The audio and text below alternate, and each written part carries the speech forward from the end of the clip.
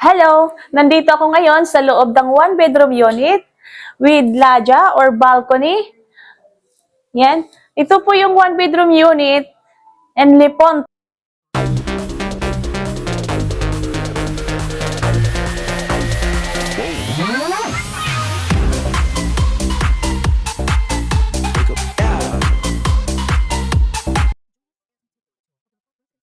Okay, so yung lodgia niya, iba siya. Unlike siya sa ibang kundo kasi ito hindi nakausli. Kaya tinatawag po siyang lodgia or balcony kasi nakikita pa rin natin yung view or open air pa rin siya. Yan. Okay, so may light na din dito. Yan, automatically. Yan, okay. So punta tayo sa bedroom area. Here. Okay. So pagpasok natin, ito po yung bedroom area niya. Yan. Ganon din yung TV, built-in yung design, di po nakausli. Meron po siyang glass window dito, diretso po siya sa lodgia. Yan. Okay? So, halimbawa, pagbukas po yung aircon dito, tapos gusto niyong lumamig din doon, so buksan niyo lang dito. Halimbawa, ayun niyo ng aircon, gusto niyo ng fresh air, so buksan niyo yung glass window dito. Yan, di ba? So, ito, provision po siya. Or pwede din kayo mag-work dito. Okay? So, if ever work from home kayo, so may space kayo dito. Yan. So, yung bed niya, pwede po siya pang king size. Pwede rin. Yan. Okay? So, dito po yung closet. Dito po ilalagay niyo yung gamit niyo. So, dito po yung CR niya, yung toilet and bath. Yan. This is the toilet and bath countertop. Yan. Meron na po yan pagka-deliver and the toilet bowl. Yan. So, meron din siyang glass door. Yan. Tapos yung ganda na, ang high quality yung kinis. Yan. Ang ganda ng shower niya. So, matangkad. Tangkad siya. Oh, halos di ko abot. Oh.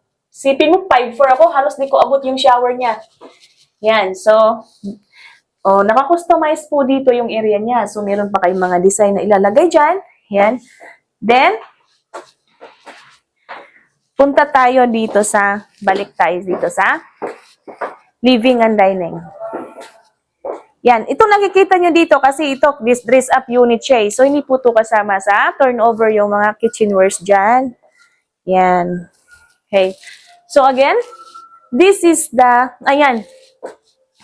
Dito po yung kitchen. This is the countertop, kitchen countertop. Yan. Fixtures niya, ready na po yan for turnover. Yan, the stove top. Yan, included na po yung range hood. Then, the glass cabinet. Yan, papansin nyo.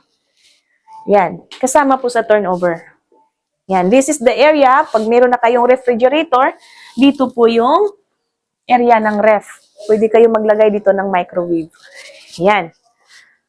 Okay? So, again, this is the one-bedroom unit, 46 square meter, La Ponte Residences, Bridgetown S. Pasig. Yan, status po niya nito is pre-sealing po siya. Okay? Yan lang ako, if ever may mga tanong kayo, detalye, ano ba, discount pa nis? May discount ba? Yan, usap tayo, 24 hours po ako magsasagot ng mga tanong nyo. Ito po yung number ko, direct nyo lang ako kausapin sa WhatsApp and the Viber. I have a YouTube channel, Ranisa Denice Please. Thank you.